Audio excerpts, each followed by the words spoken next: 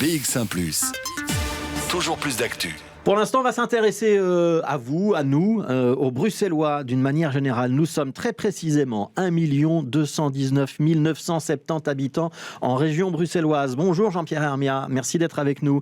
Vous êtes démographe et vous êtes un expert qui travaille à l'IPSA. L'IPSA, c'est l'Institut bruxellois de la statistique et de l'analyse. 1 219 970, on va dire 1 220 000 Bruxellois. C'est un chiffre jamais atteint. Et pourtant, la croissance démographique est clairement en train de ralentir. C'est ce qu'on peut dire ce midi ?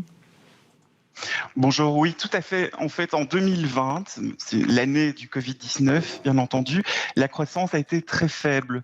Il y a une augmentation de la population de à peu près 1700 personnes.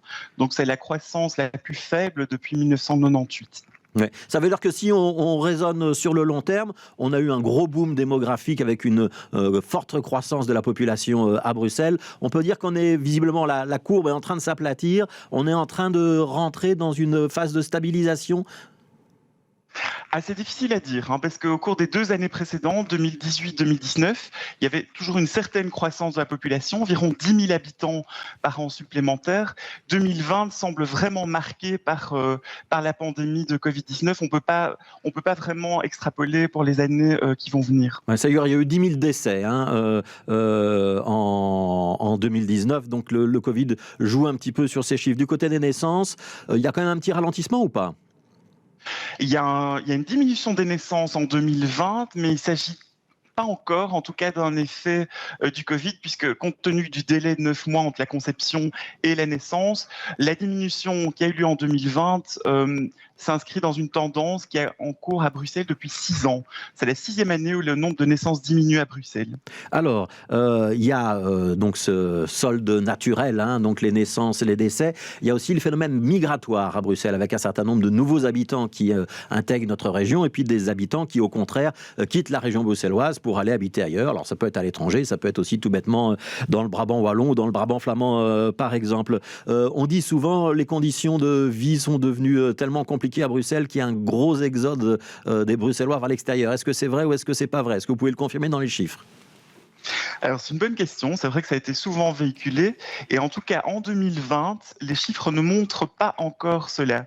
On remarque que le nombre de personnes qui quittent Bruxelles pour aller vers le reste de la Belgique reste à peu près 41 000 personnes au cours de l'année 2020. Donc, c'est très stable. Le nombre de personnes qui arrivent depuis le reste du pays est en légère diminution.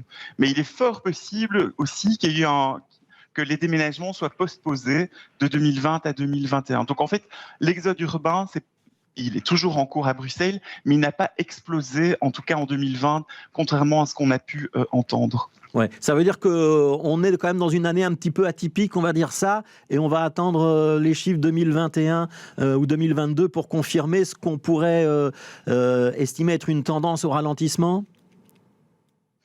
Oui, de toute façon, il faut attendre 2021 par rapport aux migrations avec le reste du pays. Et par rapport aux migrations internationales, là, il y a clairement un impact Covid-19, puisque le nombre d'immigrations depuis l'étranger et aussi de départ de Bruxellois vers l'étranger a diminué d'environ 20%. Donc là, clairement, il y a un effet fermeture des frontières, notamment au cours de mars à juin 2020. Ouais, une dernière question, Jean-Pierre Hermia. Est-ce que c'est uniforme sur l'ensemble du territoire, la région bruxelloise, ou est-ce qu'il y a des communes où il y a clairement plus de naissances ou plus de départs ou plus d'arrivées ? Est-ce qu'on peut aller de manière assez granulaire et assez précise dans les chiffres ? Alors on s'est intéressé dans notre étude, dans notre focus, sur la croissance de la population ou la décroissance au niveau communal.